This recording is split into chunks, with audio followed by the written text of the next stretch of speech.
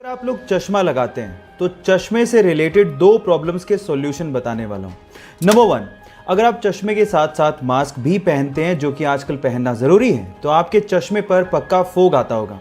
In that case आप क्या करिए, साबुन लीजिए, गीला नहीं सूखा, और उस सूखे साबुन को थोड़ा सा अपने चश्मे के जो मिरर्स हैं, जो ग्लास हैं, उसके ऊपर लगा दीजिए और उसके बाद उसे सूखे कपड़े से साफ कर लीजिए। आपका ये जो फोग का प्रॉब्लम है वो ऑलमोस्ट गायब हो जाएगा। नंबर टू, अगर आपके चश्मे के ग्लासेस पर स्क्रैचेस हैं और ऑब्वियसली उससे बहुत ज़्यादा विजन में प्रॉब्लम होती है, तो आपको क्या करना है, कोलगेट लेना है और उस कोलगेट को चश्मे पर थोड़ा सा लगाना है और उसके बाद आपको सूखे कपड़े से साफ कर लेना है। आपके स्क्रैचेस की भी प्रॉब्लम फटाफट से दूर हो जाएगी। ये दो इंटरेस्टिंग लाइफ सेविंग चश्मा हैक्स आपको कैसे लगे, चैट सेक्शन में लिखना मत भूलिएगा। 2005 में टर्की में एक बहुत अजीब सा वाकया हुआ। वहां के एक पहाड़ पे 1500 के करीब भेड़ें थी। उनमें से किसी एक भेड़ ने क्लिफ से जंप लगा दी और उसको देखते हुए बाकी भेड़ें भी उसके पीछे पीछे कूदने लगी और ऐसे करते करते उन सभी 1500 भेड़ों ने क्लिफ से जंप लगा दी और उनमें से बहुत सारी भेड़ों ने अपनी जान तक गंवा दी। लास्ट में कुछ भेड़ें इसलिए बच गई थी क्योंकि जब वो कूदी तो वो एक्चुअली बाकी भेड़ों की डेड बॉडी पे कूदी थी। गाइस, आपने एक कहावत तो सुनी होगी, भेड़ चाल, पता नहीं कहां जा रहे हैं, बस जा रहे हैं एक दूसरे के पीछे। गाइस, ये कहावतें ऐसी नहीं बनी हैं और ये वाकया, टर्की का ये वाकया वाकई में इस कहावत को सार्थक करता हुआ दिखाई भी देता है। आपको ये वाकया सुन के कैसा लगा, चैट सेक्शन में लिखना मत भूलिएगा। घटना है साल 2015 की, जब बेंजामिन नामक एक अमेरिकन ने रेड बुल कंपनी के ऊपर केस फाइल कर दिया और केस में उसने ये कहा कि मैं पिछले 10 साल से रेड बुल पी रहा हूं, लेकिन मेरे तो कोई विंग्स यानी कि पंख आए ही नहीं।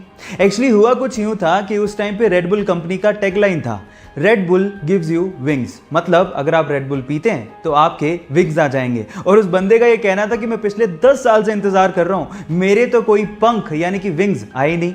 और एक्चुअली कोई मजाकिया केस नहीं था, सच में रेड बुल कंपनी को इस चीज के लिए उस बंदे को $13 मिलियन यानी कि लगभग 90 करोड़ रुपए का हर्जाना देना पड़ गया था। है ना इंटरेस्टिंग फैक्ट? ये फैक्ट जान के आपको कैसा लगा, चैट सेक्शन में लिखना मत भूलिएगा। मैं आज आप लोगों को नंबर से जुड़े हुए दो इंटरेस्टिंग फैक्ट बताता हूं जिससे आप किसी को भी इंप्रेस कर सकते हो। फैक्ट नंबर 1, जब आप इंग्लिश में काउंटिंग यानी कि गिनती को लिखना शुरू करोगे तो मेरी बात ध्यान से सुनिएगा, 1 बिलियन की स्पेलिंग से पहले आप बी लेटर को किसी भी नंबर की स्पेलिंग में यूज नहीं कर पाओगे। आप ट्राई करके देखिए, किसी भी नंबर की स्पेलिंग में बी नहीं आएगा 1 बिलियन की स्पेलिंग से पहले। फैक्ट नंबर 2, 2520 यानी कि 2520 इकलौता ऐसा सबसे छोटा नंबर है जो कि 1 से लेके 10 तक सभी नंबर से कंप्लीटली डिवाइड हो जाता है। आप ट्राई करके देखिए, 2520 को 1 2 3 4 5 6 7 8 9 10 किसी भी नंबर से डिवाइड करो, कंप्लीटली डिवाइड हो जाएगा, डेसिमल नंबर कहीं भी नहीं आएगा।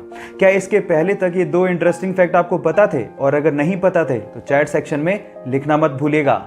आप लोगों को दो अलग अलग बर्तन में सेम क्वांटिटी में, एक में ठंडा पानी और दूसरे में गर्म पानी भर के दूं और आपसे सवाल पूछूं कि इन दोनों में से पहले बर्फ में कौन कन्वर्ट होगा, तो शायद आप लोग जवाब देंगे ठंडा पानी, क्योंकि गर्म पानी को पहले ठंडे पानी के लेवल तक आना होगा और उसके बाद वो बर्फ में कन्वर्ट होगा, जिसमें समय ज्यादा लगेगा। लेकिन साइंस ऐसा नहीं कहती।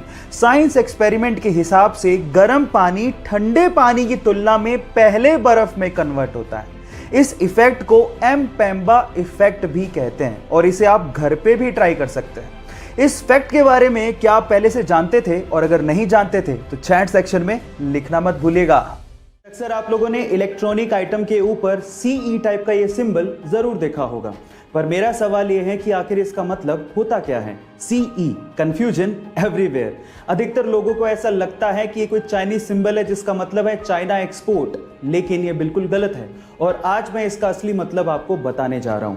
CE का असली मतलब होता है कन्फर्मेटरी यूरोपियन। मींस अगर कोई इलेक्ट्रॉनिक मैन्युफैक्चरर इस सिंबल का इस्तेमाल अपने इलेक्ट्रॉनिक आइटम में कर रहा है तो वो ये इंश्योर करता है कि यूरोपियन कंट्रीज द्वारा बनाए गए लॉज, जैसे कि एनवायरमेंटल सेफ्टी, जैसे कि हेल्थ सेफ्टी और भी बहुत सारे पैरामीटर्स का इस इलेक्ट्रॉनिक आइटम को बनाने में ध्यान रखा गया है और इस सिंबल को यूज करने के बाद यूरोपियन कंट्रीज में कहीं भी बेचा जा सकता है। क्या इसके पहले तक ये इंटरेस्टिंग फैक्ट आपको पता था? और अगर नहीं पता था तो चैट सेक्शन में लिखना मत भूलिएगा।